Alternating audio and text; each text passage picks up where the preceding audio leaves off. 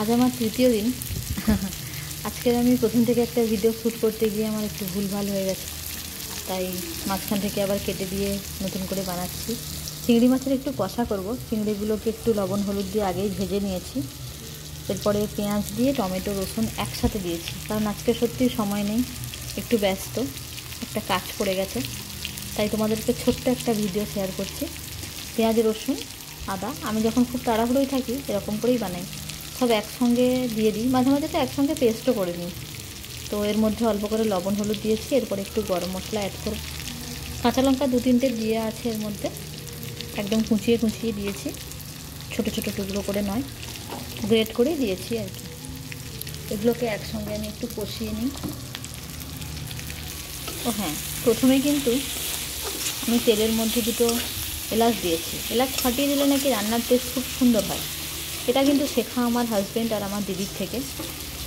আমার মা সবসময় আঝালা পাতলা তরকারি করতে ভালোবাসে, শাশুড়ি মার হাতের রান্না কিন্তু অসাধারণ, কিন্তু এলাচ দিয়ে আমার শাশুড়ি মা রান্না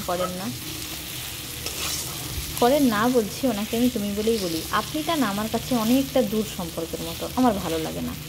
যাদেরকে নতুন দেখছি তারাই আমার কাছে আপনি। মাকে আবার আপনি বলতে যাবো কেন, তাই না? তুমি বলাটাই তো মনে হয় অনেকটা কাছের আছি। হ্যাঁ, আমাদের মধ্যে ঝগড়াঝাটি হয় না, মধুর সম্পর্ক তা নয়, সব ফ্যামিলিতেই ঝগড়া হয়, ঝাঁটি হয়, তাও আমাদের মধ্যে বলবো। আমরা কিন্তু কোনোদিনও রাগ করে থাকি না যে পরের দিন কথা বলবো না, তাই না?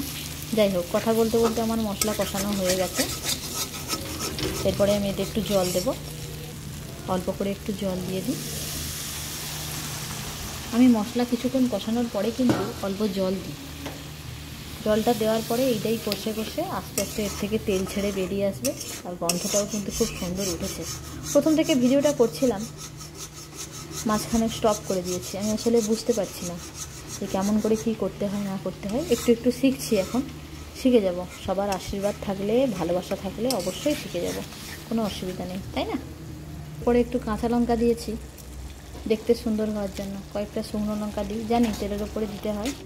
আমি মাঝে মাঝে মাঝখানেও অ্যাড করি, তোমরাও মাঝখানে অ্যাড করে দেখতে পারো, খুব খারাপ লাগে না।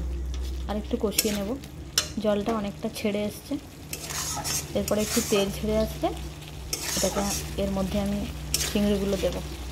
কষানোটা আমার হয়ে গেছে, তেল ছেড়েও সুন্দর বেরিয়ে এসছে। এরপরে আমি চিংড়িগুলো দিয়ে দেবো। এই চিংড়িগুলো দেওয়ার পরে এগুলোকে খুব সুন্দর করে আবার মেশাবো, খুব সুন্দর করে মেশাতে থাকি। সুন্দর করে মেশানোর পরে এটাকে হালকা আঁচে আমি ঢাকা দিয়ে অল্প অল্পক্ষণ রাখবো। 10-15 মিনিট পরে এটা আমি জল দেবো, একদম অল্প আঁচে দিয়ে রাখি। ভালোভাবে কষানো হয়ে গেছে, তেলও ছেড়ে এসছে, এই দেখো সাইড থেকে খুব সুন্দর তেল ছেড়ে এসছে, গন্ধটাও ভালো বেরিয়েছে। এরপরে আমি একটু জল অ্যাড করবো, জল একটু দিয়ে দিলাম। এটাই আমার মশলার জল ছিল, এটাই ফুটে ফুটে আস্তে আস্তে হয়ে যাবে। ঢাকাটা খুলেছি কিন্তু আমি 10টা মিনিট পরে, সেটাকে আমি কেটে দিয়েছি, ক্যামেরাটা বন্ধ ছিল।